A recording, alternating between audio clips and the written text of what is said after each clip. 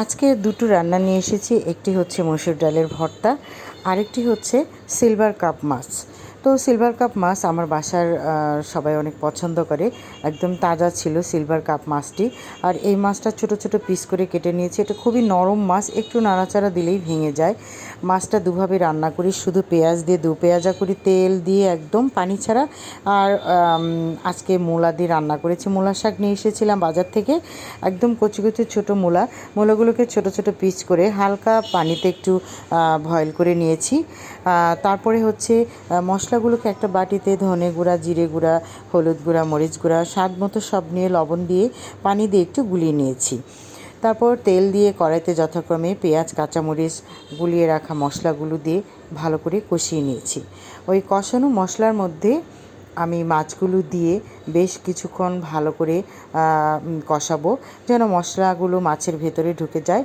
মাছটা খুবই নরম, তাই এটা নাড়াচাড়া করার সময় একটু ভেঙে যাবেই, সাবধানে নাড়তে হবে। আর মাছের ভিতরে মশলাটা যেন ঢুকে যায় ভালো মতো, তার জন্য বেশ সময় নিয়ে যে সাথে কষাতে হবে। একটু ঢেকে দিতে হবে যাতে একটু সেদ্ধ হয় মাছটা। তারপর ঢাকনা খুলে আবার একটু নাড়াচাড়া করে নিতে হবে। এরপরে মাছগুলো যখন মোটামুটি কষানো হয়ে যাবে, তখন আগে থেকে সেদ্ধ করে রাখা মূলা মাছে দিয়ে মাছটাকে আবার একটু নাড়াচাড়া করতে হবে। মূলাগুলোকে ভালো করে সেদ্ধ করে নিয়েছি, কারণ মাছটা যেহেতু নরম, তাই মূলা দিয়ে খুব বেশি একটা নাড়াচাড়া করা যাবে না, মাঝে মধ্যে অল্প একটু নাড়াচাড়া করতে হবে।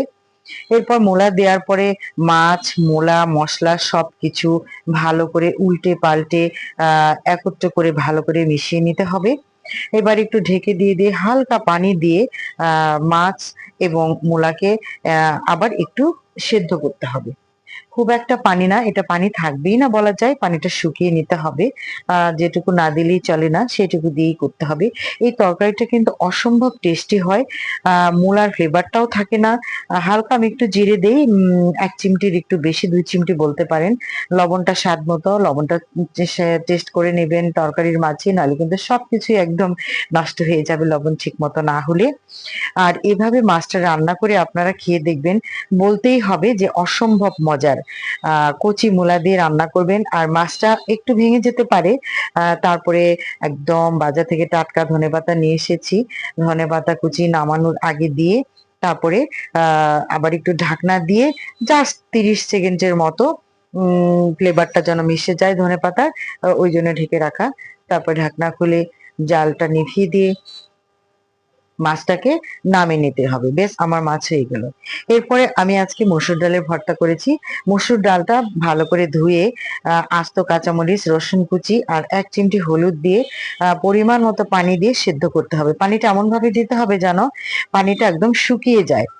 তারপর ডালটা শুকিয়ে এলে ডালটাকে ঠান্ডা করে সেদ্ধ করা যে কাঁচামরিচ গুলো দিয়েছিলাম ডালে, ওগুলো আলাদা করে নিয়ে সেই কাঁচামরিচ, পেঁয়াজ কুচি, ধনেপাতা কুচি, লবণ এবং সরিষার তেল দিয়ে ভালো করে চটকে নিতে হবে।